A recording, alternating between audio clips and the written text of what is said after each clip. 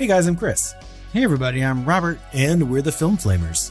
And we are back from our trip to the Overlook Film Festival in New Orleans. We are rested. We've thought about the movies that we've seen. And we are prepared now. Let's talk about them. We are, and this year was, I think, particularly good compared to the last two. I think our ratings probably skewed a bit higher this time around. Yeah, I feel like last year was subtly like either really, really bad or really, really good, and there were very few really good movies. And this year, there were a lot that I thought were like not quite mid, but higher mid maybe, and then some that I thought were just like pure, excellent, very good new horror films. Yeah, the pendulum was definitely swinging last year. This year just kind of went towards the good, the really good, you know? So I was quite happy with our stay in New Orleans this year, and of course we thank the Overlook every year for letting us go as press and for all that opportunity. And so we have a lot of really cool movies to talk about and warn you about. Yeah, for a couple. And for some of these movies, I've already seen like advertisements on social media, like on Facebook. And I'm like, well, maybe they're like sending this to me because I've talked about it or logged it somewhere in my phone, or maybe they're just having some sort of release coming up. And I'm like, yes, everyone go see these, or no, please stay far away. Some of these are already coming out on streaming. Some of them are coming out in the theater. Some of them just don't have releases yet. Right. Similar to last year, right? Like what just came out in the theater, Late Night with the Devil. Yep, that we saw. We've seen that a year. Like it took a year to find its place. It was literally playing in the theater while we were at the Overlook. So it's going to be a little weird if people are putting that movie on their top 10s for 2024, and we're like, Yeah, it was already on somewhere in our list. It was from like last year. number 11. Literally for me, it was number 11 last year, so it didn't break quite into my top 10. But super close. Maybe, just maybe though, you could do like a repeat if you wanted to and stick it on. May the haps, yes. But that might require a rewatch. Yeah, maybe. It might. I wouldn't mind rewatching that. I've heard there's some things to see on a second viewing. And that particular movie won the Audience Award last year. And obviously we'll talk about what won this year's. We will? Yeah, because we didn't see it. We didn't see anything. Literally anything that won. I felt like we saw basically everything, I thought. And literally everything that won something we did not see. That's right. So we missed 4 movies from the festival. We saw everything else. Like Chris and I and company were just like leaving one theater and getting in line to go into the next auditorium to watch the movie. Like there was a day on Friday where we watched 5 movies back to back to back from like noon to after midnight. Well, that was 2 days in a row. Yeah, that's right. First day was 2 movies. Second day was 5. Third day was 5. Fourth day was another 2. That's right. And we even cut some things out of our proposed schedule to make lines easier, or just to like have a break and have food that's not like popcorn, you know? And I mean, like you're in New Orleans. We don't live in New Orleans. This is also a vacation for us. So we had to get Bananas Foster beignet fries. We certainly did. And I feel like anytime one is in New Orleans, you have to have Bananas Foster beignet fries. And we had some really delicious pasta at a nerdy place. I mean, we have to go out and like do other things, obviously, but I feel like after this particular episode, you, dear listener, are going to have quite a list of movies to look forward to. That's right. And I don't want to give you the impression that we missed the 4 good ones or the 4 important ones. No, I don't know that these are ever going to see the light of day in the theater based on the titles that we saw winning those awards. That's true. And also, as like we talked about last year, and I'm sure we'll probably touch on maybe just a little bit the festival itself. Like, I don't know how much I trust the voting, you know? We don't really. Yeah. And so, but that's a different story. True. And every year is a different saga. That's right. The voting for these movies, which is also entertaining. They're doing their best. But you know what?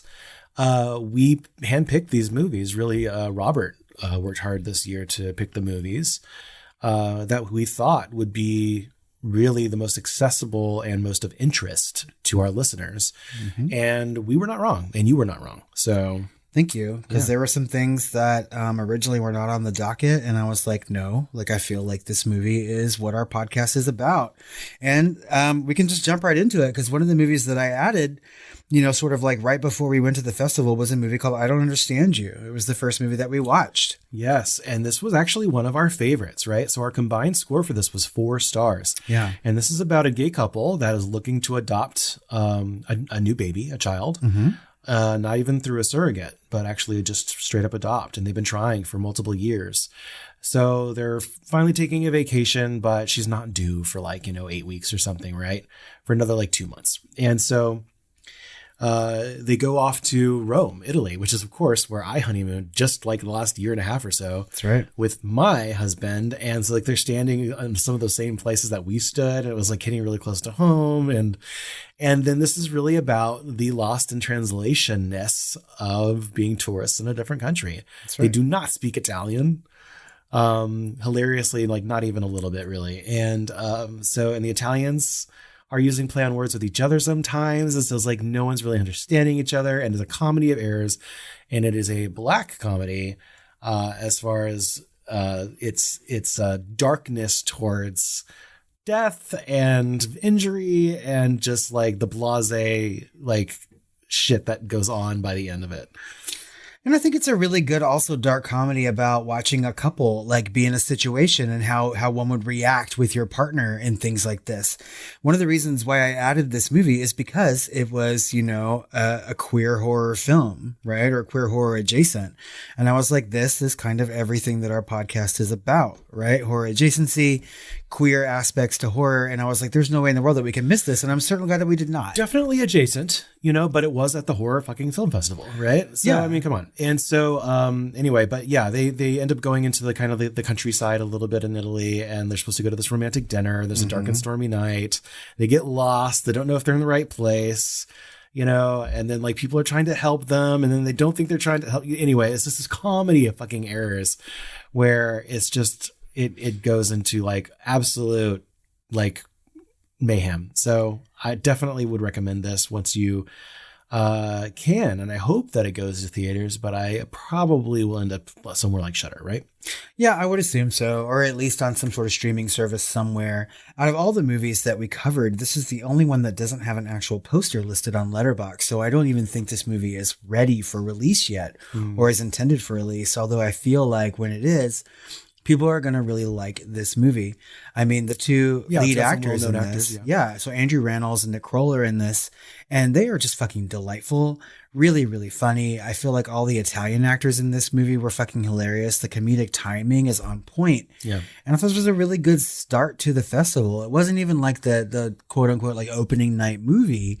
It's the first thing that we saw. It's like the gay Italian version of Tucker and Dale versus Evil. Yes. I mean, people are dying around them, and they are dealing with it. And there's some really touching moments. I cried at the end of this movie. And I really, really just enjoyed the shit out of it. And, I cannot recommend it enough. Yeah, for sure. The next thing that we watched right after that was the traditional opening night film. And it was a movie called Cuckoo. Right. And so this is, this has one of our favorites, right? It has Dan Stevens. Oh yeah. Yeah. One of two movies that we're going to talk about with Dan Stevens. One of the most popular trans actors actually from Euphoria is in this. And this essentially is after the story of the cuckoo bird that will actually give its young to a different bird to parent. And they'll leave its egg or something like that. Yeah. Yeah. And then, it hatches and then it picks it up later, I guess. I don't know. But it's the whole thing. That's why they call it the cuckoo, I guess. But anyway, it's what would happen if your monster was kind of like that? It's true. You're a horror movie monster. And it's great. This is a German-American film, right? Yeah. So, I mean, we saw there were quite a bit. I think more this year than the 2 years that we've been prior. There have been a lot of foreign language movies, or at least movies that were sort of produced by foreign countries at the festival. And this was the first of many that we watched. And, as always, with these kind of movies that haven't been released yet, we're going to try to not spoil as much as possible. And I think this is one of those movies that you really can't say too much about without giving away a lot of the plot. It's very giallo-esque, in my opinion, from the mystery standpoint, from a bird standpoint, which I think we've seen in lots of giallo films. And I don't know, it was just really reminiscent of the cuckoo with the crystal plumage. Or even that gay giallo movie that came from France a couple years ago with birds everywhere, you know? The Maltese cuckoo. I don't know. I mean, yeah. Yeah. So this is an interesting movie monster in it. And there's like some, it's basically a family that's going into like the German Alps or somewhere. Yeah. Dan Stevens is like the scientist there or whatever. And also resort owner for the, for medical purposes. Right. And obviously there's something else going on up there. Right. And so you already know what we talked about with the cuckoo and kind of the premise there. And it's just really kind of interesting. There's some really, really standout horror scenes, especially there's this particular chase scene that's very, very interesting. So this is worth checking out. We give it a collective of 3.5. So very good and worth watching. I think some of you would really, really love it. And some of you won't like it as much. About a third of this, maybe a fourth of it is in German, but the rest is in English. Yeah. And I would say there's not so much in German that would like give people who don't like to like read subtitles a reason to not watch the movie. I think that the movie is really, really good. I feel like some of the performances are great. Especially from its leads. So like Dan Stevens and Hunter Schafer were both excellent. And there's enough going on in this movie to sort of keep you guessing because it went in places that I didn't see it going. And that's always fun, at least fun for me, right? To keep you guessing about it. But that brought to the end of our first day and, great day. Yeah, I was really happy with the way that things were going. And I feel like after that, we sort of like sat around and talked and like just really were looking forward to the next day, which kind of got off to a rocky start a little bit. The next movie that we watched on the second day of the festival was a movie called Things Will Be Different. Yeah. So I think I liked this more than others, but this is they kind of sold this to us, at least the intro. Because someone from the festival would stand up and intro all these films, right? And so they kind of sold this to us as like how much you can do, the scale of your story with so little, right? This is like a single location, basically just two actors, and they're doing time travel essentially. And they do it kind of convincingly with editing and like recordings back in time and forth, And so essentially the premise here is that they're like, doing a heist, and then they go to this house which is capable of doing some sort of time travel, and so they're hiding in time from the law essentially, and then they kind of get stuck there, and it's not stuck in the way that you think. So it's kind of interesting and from a science fiction point of view, and I liked that as much as the premise. But others didn't like so much because there was some stalling with the story as far as I think momentum, and then there was some writing issues with the dialogue.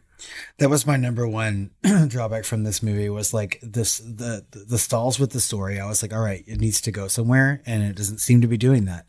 Much like being stuck in time, I guess. And really, the dialogue in this movie, I thought, like my 6-year-old nephew could have written better dialogue at certain points, and maybe I'm being a little too harsh. I didn't notice it that much.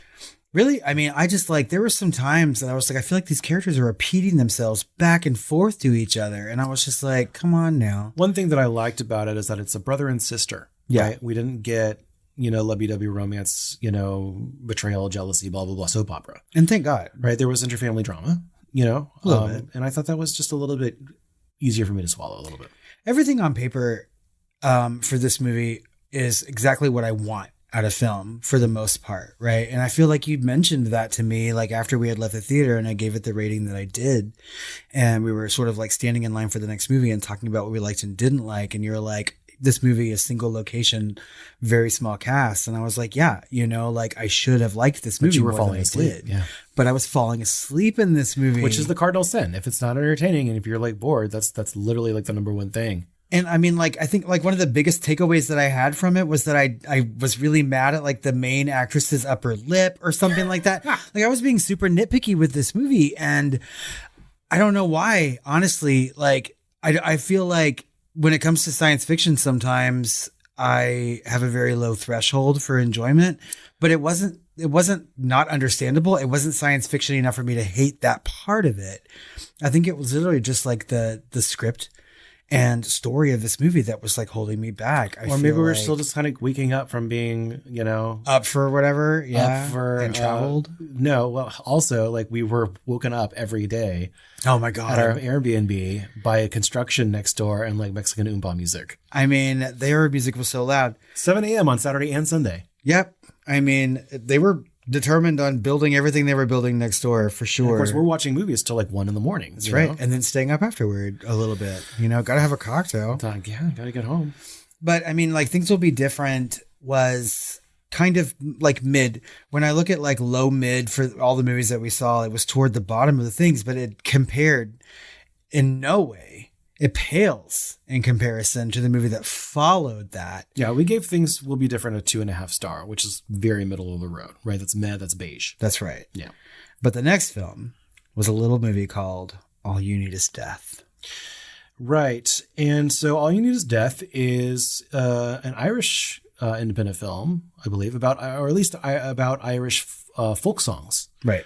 Right. And the power of song and language and how it intercuts with culture and an actual, like, the Irish language outside of English. Right. And the power of whatever language came before that, so there's a lot of intrigue there. And like spirits that are kind of, Darby O'Gill into the story a little bit. And little people. We did not like this movie. We gave this a 1.5, and I just never want to see this again. Like, I was actively angry when we walked out of the theater watching it because I was also falling asleep during I like parts the premise. I mean, on paper I did too. So like, whenever we're choosing these movies, guys, and I hope that some of y'all have visited the Overlook Film Festival's website and have at least considered going, they give you like a snippet of what it's about. And it's clear that the people who do the programming for this are sort of writing some of these things because they sell it, and they have to sell the movies that they've chosen. And like, they were talking about people collecting folk songs, things that have never been heard before, and sort of like songs unleashing otherworldly powers. And I was like, that sounds intriguing as fuck. And I kept thinking like, this is like Suspiria, but it's like Big Song or something instead of Big Dance. Big Dance. Because there are like people fighting over collecting songs that have never been heard before. Like, how are these people getting paid? Like, some of you are here in this closet at this gymnasium or whatever. Yeah. In the back rooms of this school or something because you paid a lot of money, and some of you are here on sheer talent. Like, and I'm like, what? Who? No. It doesn't make any sense. So essentially in this movie, we have two music people. archivists, like the fucking... What are like the Illuminati of like music archivists? I'm like, please. Who knew?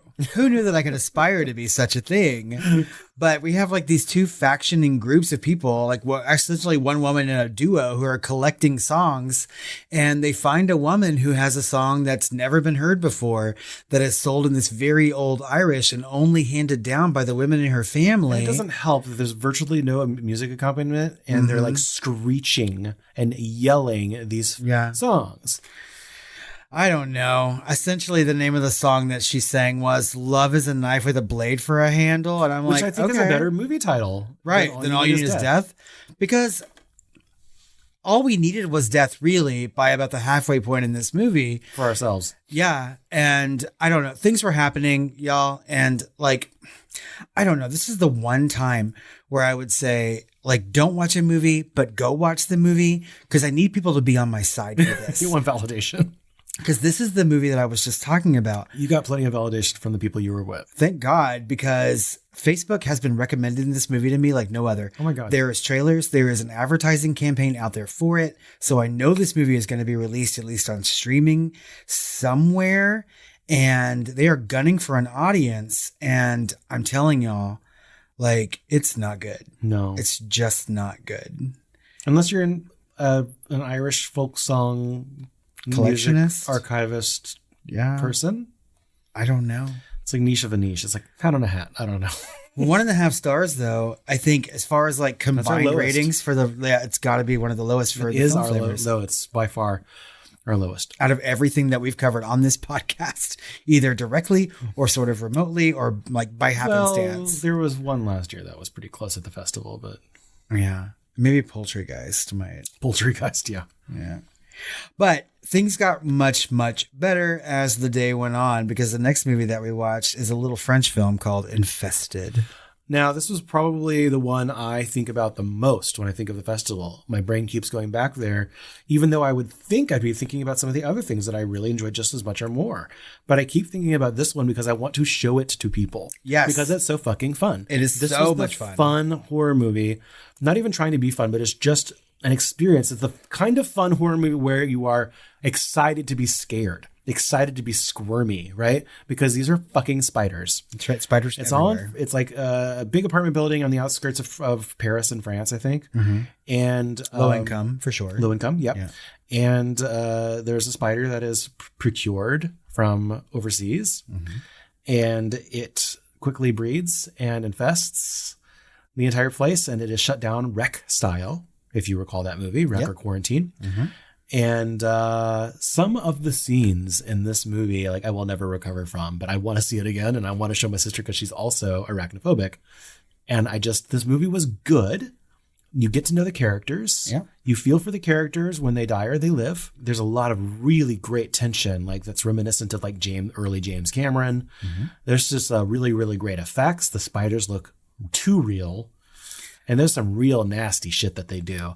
And so, not like over the top, like nasty gore for the sake of nasty gore, but like it's spider horror, right? And they really, really do it, and they go for it.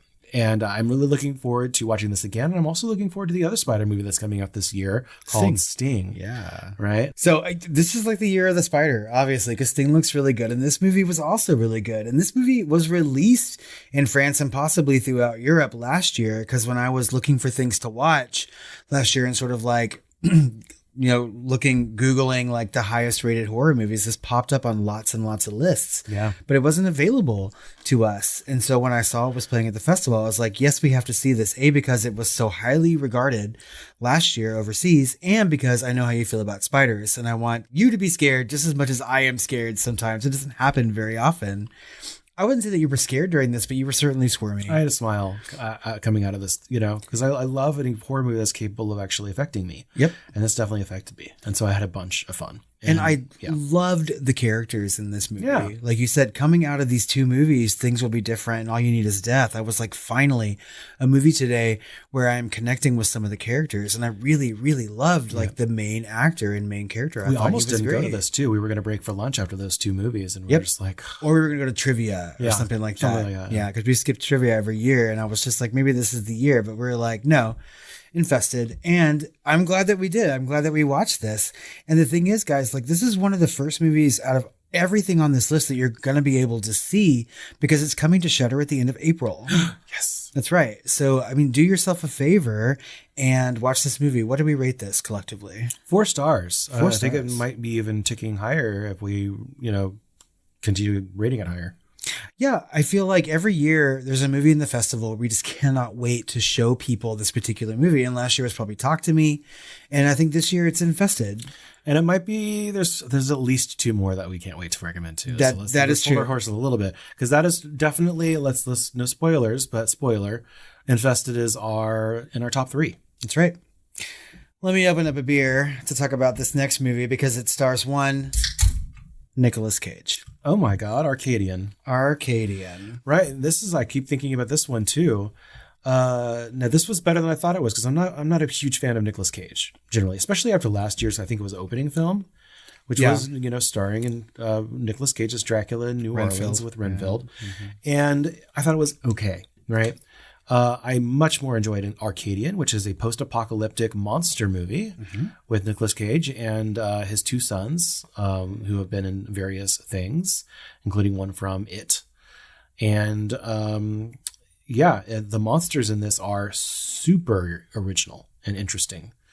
Like wolf, gorilla, like critters, like fold out arms and claws and stuff. I don't want to give more spoilers, but these monsters are really, really cool. I thought the story was good. I thought the pacing was nice.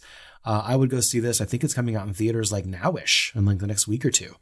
Select theaters, maybe. Coming out very, very soon. I think very, very limited release. But before the festival, and like always, I mean, we have a Shooting the Flames episode. And so like Chris and I are always on the lookout for movies that get kind of buzz. And, before this festival, I was just like, all right, if I were going to make a wish list of like small horror movies that I know are coming out in 2024, Arcadian was on that short list. And, they added this. It was the second round of movies that was announced. And so I got very, very excited. And I also am not a huge fan of Nicolas Cage. As of late, I have grown to love him in horror movies because his tends to be over the top and kind of batshit, but this was a very understated performance for Nicolas Cage. In fact, I feel like the two guys that were in this movie, Jaden Martell being like the most famous, had a much bigger role. This movie wasn't about Nicolas Cage, but more about like what it's like to pass the torch from one generation to another in this sort of like it was not a vehicle. You thought going in, you thought it might be a vehicle, a la like Will Smith and I Am Legend, like we just talked about on Patreon, right? This was not, and so it's kind of interesting to see how that kind of unfolds. This is not his story. Nope. And there were lots of things in this movie, more than just the monsters. Like, just like any good apocalypse survival movie, we're talking about like the evils that men can do, in a newly crafted society. And it went to places that I wasn't quite expecting it to go to. It was touching. It was heartfelt in his performances. The monsters are fucking phenomenal. I think some of the best creature work that I've seen since No One Will Save You last year, like with those really cool aliens, you know? Like they're just really, really neat looking monsters and a great story. Right. And I think this is one that we might have rated a little too low in hindsight, but we'll have to see because this is a combined score of 3.5. And I feel like that's pretty much where I had like given my rating, like I wanted a little bit more from it at the end of the day, but comparatively to some of the things that I've seen recently and obviously some things that we saw at the festival, I thought that it was a good movie, something that I would definitely watch again. You may have given it a 3. I may have given it a 4. I think that's what happened, actually. Because I know that we left this theater and I know you liked it more than I did. Yeah.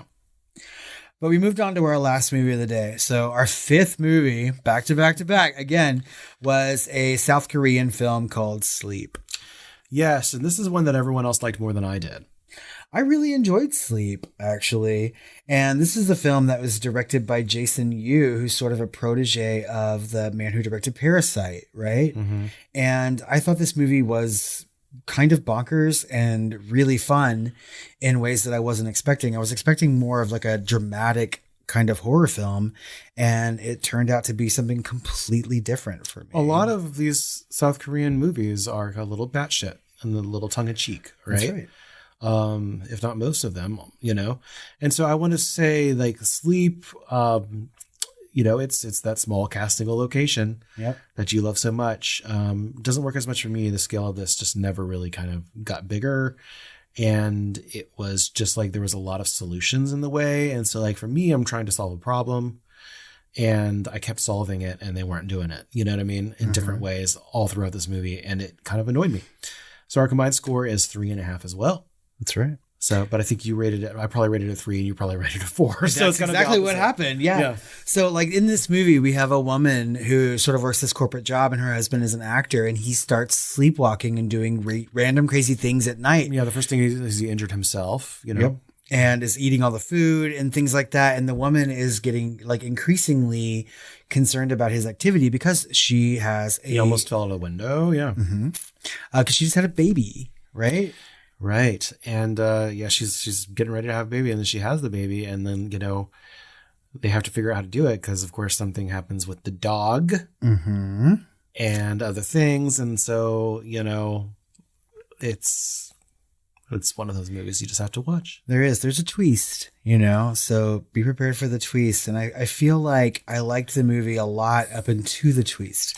I saw the twist coming from basically the beginning as soon as they had a throwaway line about XYZ. Yeah. I knew exactly what was happening. And so that's maybe why. I feel like this movie has a really good first half and then it sort of goes downhill. And it belabors at some point. Yeah, I mean, it does. And I think that's what kept me from giving it a higher rating because I feel like the acting, I feel like the dialogue, I feel like the timing in this movie is good until you get to the part where you're like, okay, that's what it's about. It felt like it was a short that got out of hand. And probably, I mean, and this movie did feel like something that was a short at one point that got extended a la Cargo, or Rare Exports. And that doesn't always seem to work. I feel like there are lots of things in this movie that people will like. I feel like if you're talking about a movie for the masses, I feel like people would enjoy it. Yeah. So, but I mean, I would stand by our rating both separately and together for this movie. But that was the end of the second day. So we started Saturday again around the same time, around noon, and we watched a movie called New Life, which is a Canadian film but it takes place in America. And it's about a woman who is trying to escape a governmental agency that seems to be on her tail. And we don't really know why. The pieces of the puzzle are being put together as we're watching it. And like we're dealing with two different women, sort of like one chasing after the other, one trying to escape and one pursuing the other woman. And the movie itself becomes something that I don't know, it changes so much and it just becomes something different with every turn. And I feel ultimately that's what brings this movie down. It's so obviously a small, low budget movie that's trying to look bigger than it is or seem bigger. And they keep hanging lanterns on it. It's like, why isn't this a national response? Why isn't this XYZ? And there's like some throwaway line. And they ask that question, like they belabor their own point in that way. It's like you can only have to hang a lantern once. You don't have to do it 4 or 5 times during the movie. Mm-hmm. She's like screaming about it. And I'm just like, because this is essentially about a contagion. That's right. This girl has some sort of contagion and she's like traipsing across the states. And there's one woman who can barely walk is going after her. And it's kind of stupid. And I love the actors in this movie. Yeah, I do. One is from the main lady that's chasing is from Lost, as well as For All Mankind. Yep. And then I forget what the girl was from, but the priest or whatever was on Stargate SG-1. He was also in Abigail. He's not the priest, sorry. He was like her boss or whatever. Anyway, so this is basically any contagion movie, but there's a team of one going after the person that's spreading all this contagion. So it's really frustrating, and I think like if it had a bigger budget and a larger scale and a little bit of a smarter script and better pacing, I just keep listing things that could be better at. Which is bad. Then it would have been fine. I like the actors, like I said, and that's it basically. So we gave this a combined score of 2.5. Yeah, this movie had a trailer that we watched before we saw the movie, and it seemed a little bit more cat and mouse than what it was. And this movie like is holding a lot of things close to the vest. But as it starts to reveal like what's actually happening, it doesn't really work. Your life's like, oh, it doesn't have anything else to reveal. This is it. Yeah, it's trying to be a zombie movie. It's trying to be a contagion movie. It's trying to be, a thriller. And doesn't achieve any of them. That's right. It's trying to be way too many things at the same time. And I feel like we've been talking about in the podcast, like we're waiting for a response to the Pandy, in horror, and we know what's going to happen. And we've gotten a smattering of those things. But if this is what horror is going to be in response to the Pandy. Yeah. The closest thing was When Evil Lurks. Right. Yeah. Which worked on other levels because it wasn't really about It was our number 2 film last year. That's right. And this movie is not going to be in our top 10 for sure when it comes to 2024 at the end of the year. Nope. Unless there's just a sea of 2 stars, it's not going to be. I mean, if it's anything like fucking 2023, then maybe crack the top 10. Jesus. But I feel like we walked out of this theater and you used the word, and what the fuck did you call it? Oh yeah. So I was saying that it was basically irresponsible from. It was like a response to the distrust in the Pandy response, right? That's right. And medical workers and stuff. Like she has a contagion. They don't tell her anything about having a contagion. Yep. They just lock her in a cell. They don't tell her anything. They basically, she sees her boyfriend diseased and locked up in there, like, but not in like in a hospital setting. Mm-hmm. And it's all just fucked. It's like they're in Abu Ghraib or something like that. And it's just like, that's not how it works. It's like, you got to give people the benefit of the doubt. And it's like, they're like all cloak and dagger, shadowy organization. It turns out they're more on the corporate side. That's right. They're like contracted to do this. But it was just like the way that they did this, it was just like feeding into that dialogue about, anti-government, anti-social capital, about like pandemic response. And I'm like, why are you doing that? Like, it was like that was the horror that they tried to focus in on rather than like this disease itself, which was like way worse than Ebola in this movie. Anyway, we have to move on. We have to, because like for me, this movie was like so middle of the road. Like I didn't hate it. I didn't love it. I was just like, on to the next movie. And we did. And we moved on to the movie that I was most looking forward to seeing at this festival. Like there was no way in the world that I was going to miss In a Violent Nature. Right. And this is our number one movie. Combined rating, right? For Combined that? rating. Well, we have our top five, actually. Our top five movies all have 4 stars. Combined Great. ratings. Oh my God, that is a good year. Right. And so we had to really kind of decide where we wanted to place these. And I think In a Violent Nature is a really number one, not because it's so much better than, like, say, Infested, but because it is so important, I think, and novel. Yes. Right? Because Infested, that's kind of been done. Yep. In a certain way. They twisted it up, they put it in the boggle or whatever, shook it up, you know. And they're like, here it is. Here it is. But In a Violent Nature is, just like the twist that is on every slasher, right? But the camera is following the slasher and not the teenagers. That's right. And yet we can still kind of hear and see what the slasher is seeing and hearing. And we see that slasher plot happening all around us and in the background, which is genius. Yep. And it's done so well. It's just kind of inconsistent in the way it's shot. You'd think the whole thing would be a oneer, or the whole thing would really stick and follow its own rules and stick to the slasher, but they break their own rules a lot. Some of it really works and some of it doesn't as much. It's kind of inconsistent for me. And I really also wanted a soundtrack here, a nice 80s synth soundtrack to go with this. I liked some of the absence of it for parts of it. I thought that was really, really good, but I love a good score, and an 80s slasher, especially today, like an It Follows style soundtrack would have worked amazingly here. But that's a nitpick. And so again, 4 stars from us. I kind of disagree about the soundtrack, right? Because I know we talked about it at length after the movie. Maybe not at length, but we discussed it, right? This movie has a definite absence of sound as far as like a score goes. A definite right? or a deafening? Well, I mean, you're hearing the sounds of nature in this, and Yeah. I don't know. I don't want to get too deep into it because I feel like out of all the movies that we've covered so far in the festival, and we'll talk about moving forward, I feel like this is one that needs a deep dive at some point. Like this is the most deep dive worthy movie out of here. Kind of. I don't know. Like, it's pretty straightforward. I don't know if there's any like deeper meaning out here that we couldn't find in other slashers from the other perspective. It's just from a filmmaking perspective. It's like a horror movie. Yeah. So this is the movie made for horror fans. Like, I feel like people who just like scary movies wouldn't get it, maybe wouldn't love it, obviously, right? This is for someone who understands what a horror movie is, how it's constructed, and really loves the slasher subgenre. Yeah, I just really wanted to be more popcorn, kind of like that, and lean into it.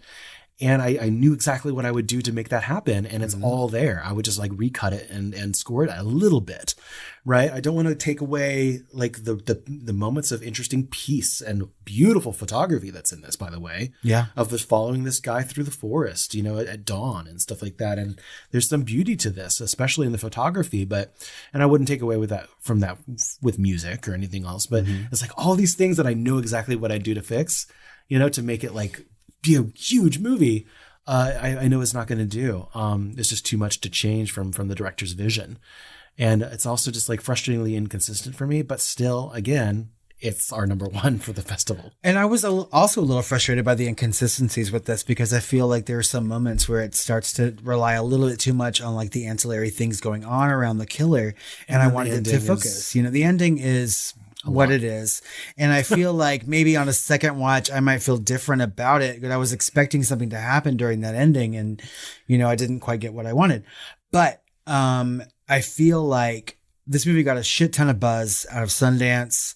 It also played at Southwest. So I feel like it's getting the buzz that it needs. It's going to have a theatrical release. Then it's going to go to Shudder. And I'm probably going to watch this movie again. I know I will.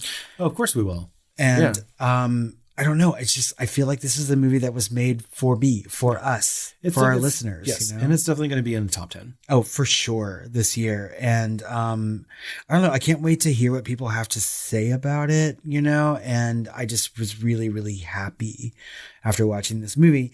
And I was also really happy for other reasons as we went into the next movie that we watched that day. And that's a French-Canadian film called Red Rooms. Right. And so this is one of the rare courtroom horrors, or really horror adjacent. This is almost not horror at all. This is way more horror adjacent than even the last horror adjacent movie that we were talking about on this list, which was I Don't Understand You. Like, this is like so horror adjacent. Yeah. It is a chiller, as your husband would call it. Or it's a courtroom thriller. It's not even like Exorcism of Emily Rose, which is Which is definitely a horror movie. hardcore supernatural Yeah. horror, but also courtroom, which I love. And we need to deep dive that. But Red Rooms follows this very eccentric woman who makes her way through life by just kind of day trading. For whatever she needs. And she's in this high-rise apartment and everything else, but she's also obsessed with this court case for a serial killer going on, where I'm not sure she's too interested at first in whether he did it or not, but she's kind of into it, right? And so she's actually sleeping on the street to make it into the courtroom on time in the morning so she can make it in there and see him.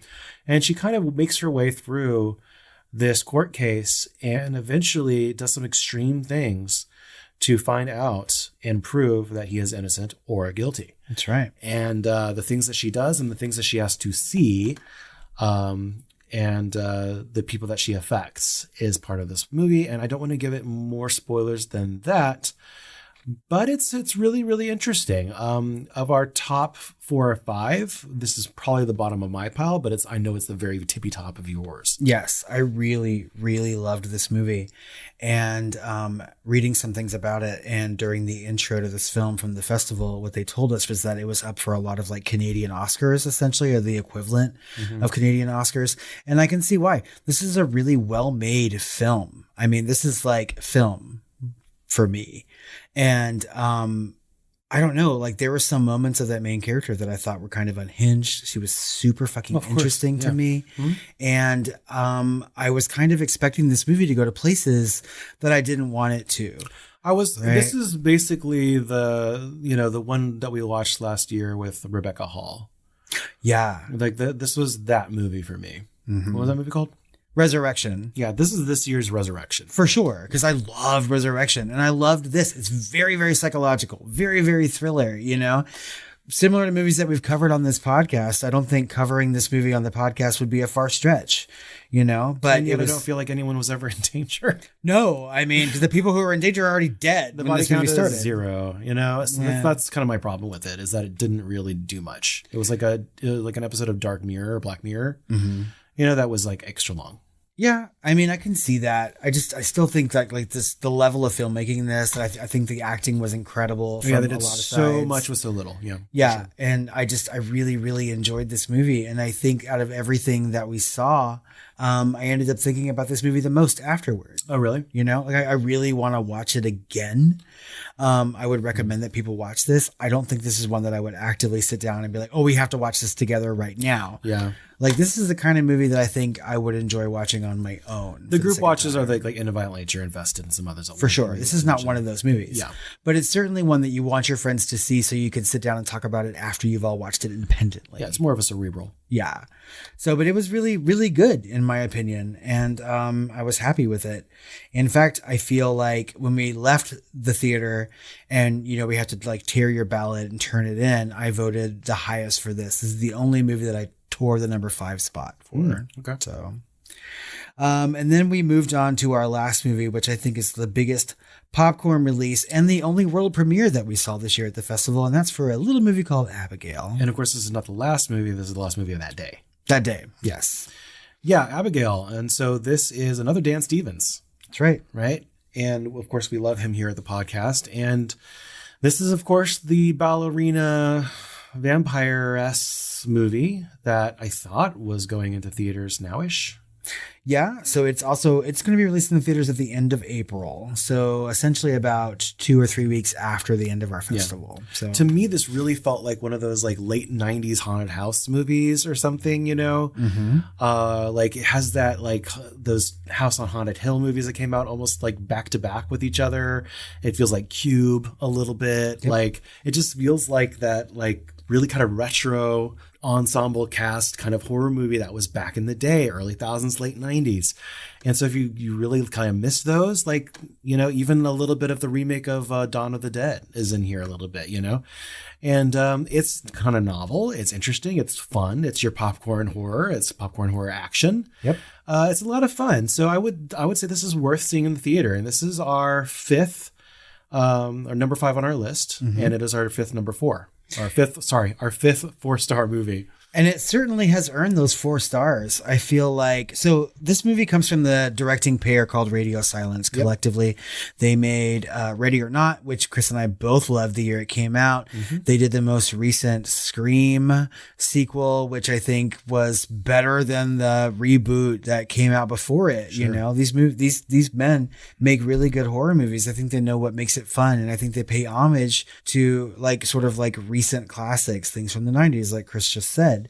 I think one of the better things about this movie was its cast, right? Like Dan Stevens, that we already mentioned, plays a really good dickhead in both the movies that we've saw from the festival for him. Yeah, one's more of like a cerebral dickhead, and then this one he's more like a gangster dickhead. That's right. Yeah. But I mean, the other cast members from this movie, like you've seen them in lots of recent horror films, like Marissa Berea, who was like one of the main characters in the Scream reboot, who's since been like let go and recast. Yeah. Catherine Newton, who was in movies like Freaky, and Lisa Frankenstein lately, was really good and really funny. We have Giancarlo Esposito in this movie, who's always really fun to see. And I mean, like a surprising turn from like Matthew Good. You know, like this movie is really fun and really funny, which is really on brand for this filmmaking duo. Ultimately, though, I feel like this movie probably would have been better served if they did not give away what this movie is actually about in the trailer. Yeah. You know, having seen the movie now and comparing it to the trailer, and everyone's seen it. We've already talked about it on Shooting the Flames. We know it's a vampire movie, you know, but it takes a good half hour, 45 minutes almost, before it becomes a vampire movie. And then it turns into this ridiculously fun roller coaster. And I'm like, I would have loved to have gone into this movie thinking about a kidnapping, and then it turns out to be something else. Yeah. The first, you know, third of it. Right. It's very Ocean's 11, you know? And I don't know. I just wish that I was surprised. I would have just loved gets to more see and the more and more movie. batshit after that, you know, Right. which is great. So it's fun popcorn horror. And it still went to places I wasn't expecting. Yeah. I was expecting to be a little bit more straightforward, and it became more fun as it went on. I mean, as these guys do when they make films. So I am definitely on the lookout for whatever movies they make moving forward. I think they've made really good horror movies. They're going to continue to make horror movies. In fact, they're making a sequel to Ready or Not next. And so like, bring it on, I say. Yeah. The last day of the festival was a shorter day. We only saw 2 movies. The first one that we saw was called Azrael. Get that, Smurf. Right. Azrael. Yes. And so this is a post-apocalyptic religious supernatural film. Right. About like a super Christian cult, I believe. And it's alluded that our main character or characters are escapees from that cult. And this is how people live in post-rapture is really Post-rapture, yeah. That's about all the religion in it. It's just post-rapture. That's the type of post-apocalyptic we are in. And it's pretty unique in that way, right? I don't know that that's been really done before much. You know, post-apocalyptic is usually like human-made, right? Or alien or something else, right? This is literally like post-rapture. What are the other people doing after that? And so this is also starring one of our favorite folks from The Babysitter and, of course, Ready or Not. Yes, right. Samara Weaving. Yes. And, of course, the whole part of this is that there's very little, if not no dialogue, especially from Samara, because they somehow think that it's evil to talk, or they're giving up their sinful ways by not talking in this cult. I don't fucking know. It's stupid. It's kind of a niche. Just for the point of niching. Well, yeah, it's like gimmick for gimmick's sake, you know, for this. That's what I meant to say. Yeah. And I feel like we've already had a movie like this recently with No One Will Save You. It's the second time I've brought that up for a movie that I kind of like had feelings for. But I feel like that movie did it better than this one. We literally have only one character that speaks in this movie, and he's someone from outside this cult, you know, but like it is after the rapture. And I think the one good thing about this apocalypse in this particular movie is that we're dealing with apocalypse where we know that religion is real. Like people were raptured, right? And there's like demony things. Yeah. They're all kind of one note, you know, like they'll look like people like in black leotards to me. Like, and it's just like, I don't know. It could have been so much better. I love the premise. I love that premise. The premise is and I love excellent. the actors. Like, but it's like, what did we say about this movie? It was just not more than the sum of its parts. Right? Yeah. It was less than the sum of its parts somehow. I feel like they could have done a little better explaining. I mean, like for those people who the rapture is supposed to be like the hell that happens on earth and then the second coming and this ultimate battle, right? And so we're given a world where demons are already on earth, but not Satan, right? And obviously not Jesus. Right. And so we know that someone is coming because someone is pregnant, you know, and it's either Jesus or it's the devil. And I'm like, okay. But the one thing they can do in this movie is have lots of action sequences. And I feel like some of the fights in this movie were really, really good. I think that you said you might have disagreed with that afterward. I didn't like it as much, no. Yeah, I feel like I liked the choreography of the action in this. A lot of rolling on the ground, kicking at each other for like 5 minutes straight. That's how I just would fight, though. Yeah, So it seemed very realistic to me. okay. Well, what we averaged this at 3 stars. So Yeah. it was kind of middle of the roadish, but a little bit above that. So I it's think kind of the it's- middle of our list, really. Like, I think it's good to literally. watch for Samara Weaving. She's always a good time, right? And this is no exception. You know, I could do without a gimmick, really. But ultimately, I feel like it was a well-made movie. And I know that it's going to get released at some point because there are some names attached to this, like people who have made other horror movies in the past and stuff. Yeah. So, I mean, you're going to have a chance to check it out. But the last movie that we saw at the festival, and something else that has gotten a lot of buzz, and I think probably the most buzz of any like independent film this year so far. Yeah. And that's a movie called I Saw the TV Glow. I was so looking forward to this. Same. I thought it was going to be like the centerpiece movie. And we came out of this movie and we really felt something. We did. We definitely felt something deep in our core. And I feel like the something that we felt mostly was a combination of disdain and Disappointment and regret. Yeah. So I think this is something that's really, really meaningful, maybe to the trans community. This movie was not made for us, I don't think. Is it for the trans community? I don't know. That's what they say, right? It was like, maybe, but, or living living your truth, like hiding who you are is kind of like a death sentence. I don't know. Like, I feel like it could be, you know what I mean? And like you're living, yes, it's supposed to be, I think, for trans, right? Like living authentically. The director is, yes, living authentically. And like they're trying to like invoke Buffy, like with the show that they knew. Of course, they call it the Pink Opaque. The Pink Opaque is the name of the show. Mm-hmm. And they do some good and some bad with that. But again, it like kind of belabors its point. It doesn't really end well for me, or in a poignant way. There's no real so what. I think there's better ways to say what they're trying to say, if they're trying to say it the way I think they are. But again, this movie just may not be made for me.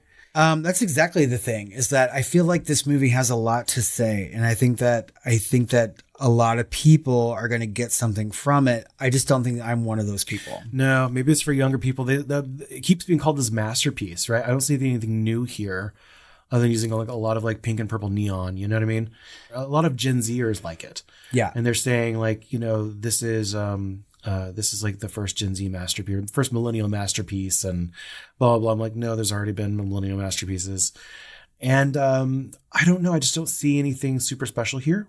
I don't see anything super meaningful. I didn't get really affected by that. And as a gay man, I should. So it's like, how are the straights going to be affected by it? You know what I mean? Yeah. I don't know. Ultimately, I think that the things that we've said are already true. Like, I feel like we are too old to appreciate this movie for whatever reason, even though we vividly remember Buffy from our like older childhoods. You know what I mean? I think this movie is geared toward people who are about 10 years younger than we are.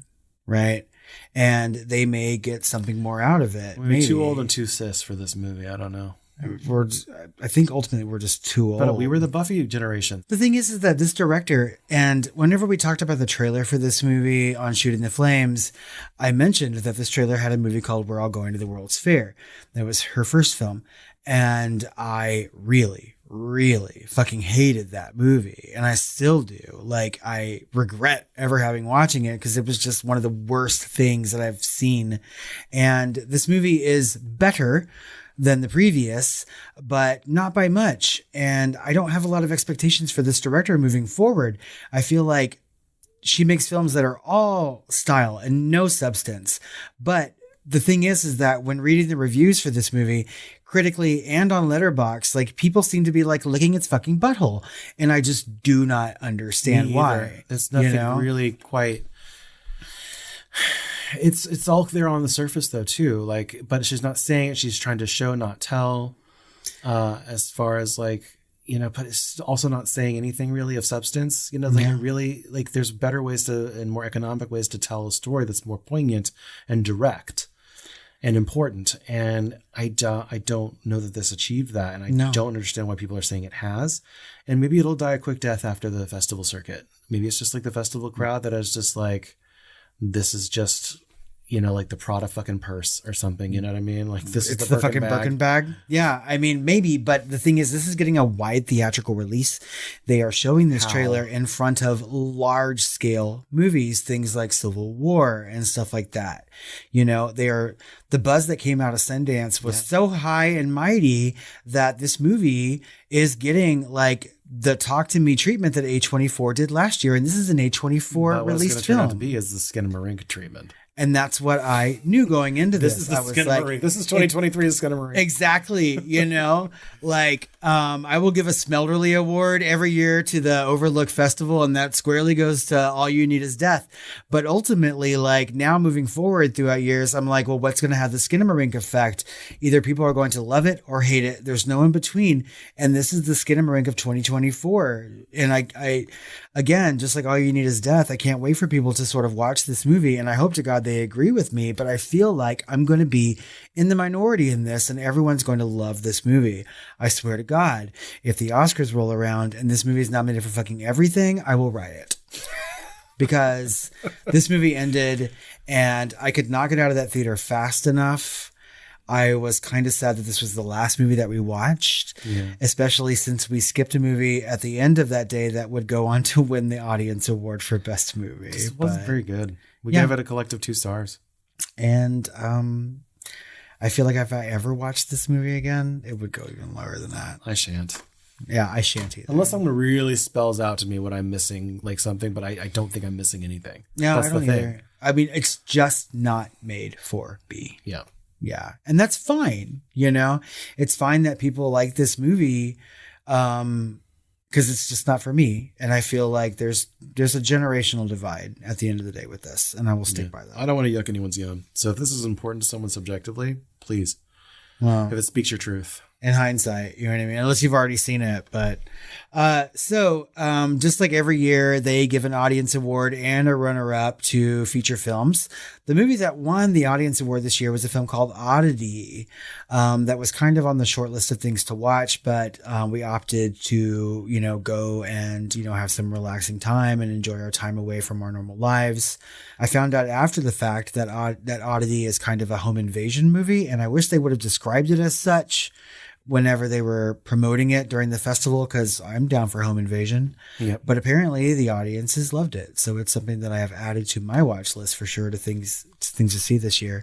The runner-up was a film called Humanist Vampire Seeks Consenting Suicidal Person, which obviously wins the award for longest title. And sounds intriguing, but we already had a film like Red Rooms that was very, very dramatic, and I felt like that's what that movie was going to be. So we'll catch these eventually, and maybe they'll make it to our top lists, but we didn't see them at the festival. Nope. So some of the films that we missed included a movie called Blackout, which is a werewolf movie. And so obviously we skipped it as the Film Flamers, and it's already available on VOD as of last weekend at the time of this recording. So anyone can watch it now. But other than that, there was just a handful of movies that we missed. And so we're bringing you a lot of content. Yeah, but I definitely think the call-outs were End of Violent Nature, Red Rooms, Infested, I Don't Understand You, Abigail, and maybe Arcadian. I would certainly not miss those movies this year, and I feel like they're going to be either in or really close to our top 10 at the end of the year. Yeah. Well, I think that just about wraps up our coverage of the Overlook Film Festival. As always, we want to know what you think about the movies that we talked about. What are you looking forward to seeing the most? What have you already read the buzz about? Tell us on social media at The Film Flamers on Twitter, Facebook, or Instagram. You can email us at tiredqueens@filmflamers.com, or call our hotline at 972 666 7733. See my TV glow. What? I don't understand you. We have more content coming out for you this month. I know we talked about zombies a lot in March, but we're doing it again in April because these are funny zombies, and we are finally doing a deep dive into Return of the Living Dead. Brains. Send more paramedics.